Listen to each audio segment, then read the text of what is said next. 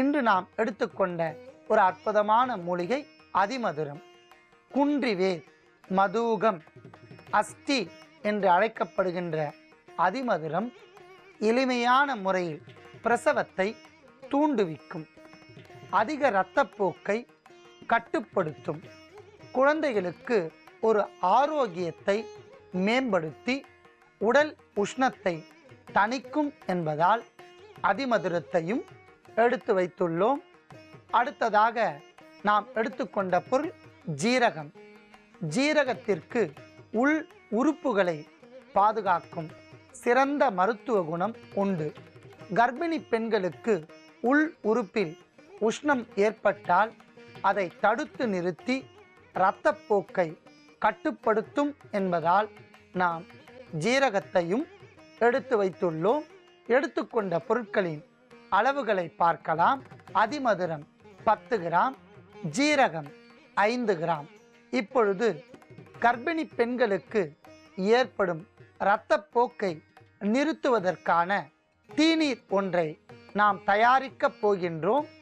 அதற்காக 100 மில்லி நீரை நாம் நன்றாக காய்ச்சவும்.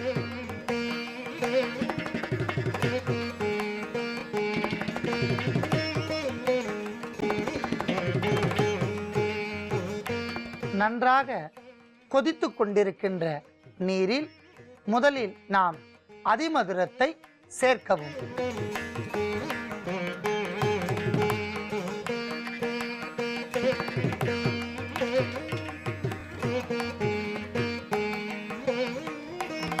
அடுத்ததாக ஜீரகத்தை சேர்க்கவும்.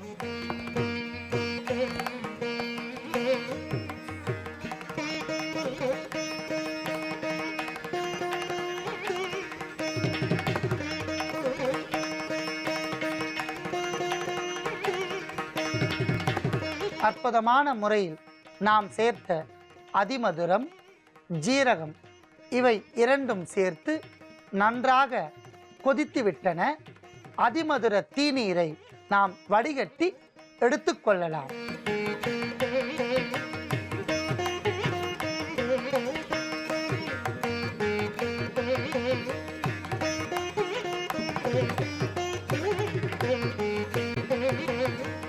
அதிகப்படியான மருத்துவ குணம் நிரம்பிய இந்த தீநீரை நன்றாக ஆற வைத்து எடுத்துக்கொள்ளவும்.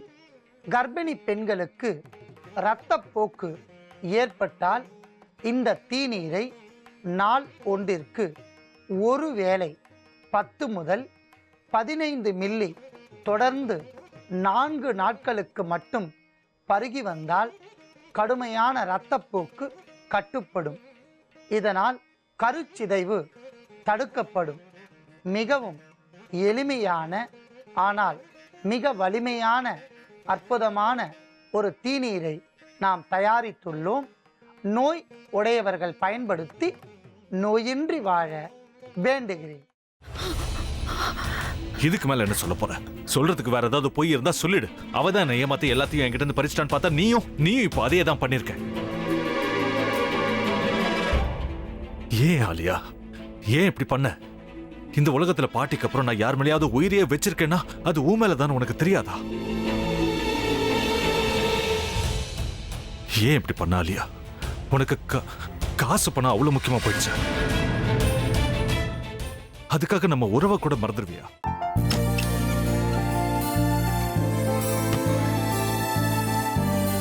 சக்தி சக்தி, ஒரு நிமிஷம்.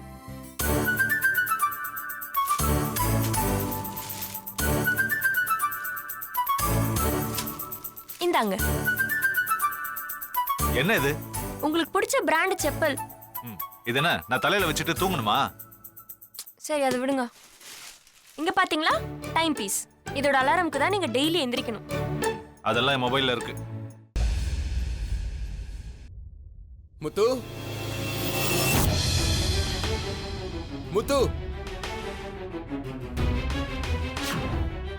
என்னடி இவன் முத்துன்னு ஒருத்தைய உருவாக்கி விட்டான்? செல்வியை மறப்பான்னு பார்த்தா எப்ப பார்த்தாலும் முத்து முத்துன்னு கூப்பிட்டு இருக்கான்.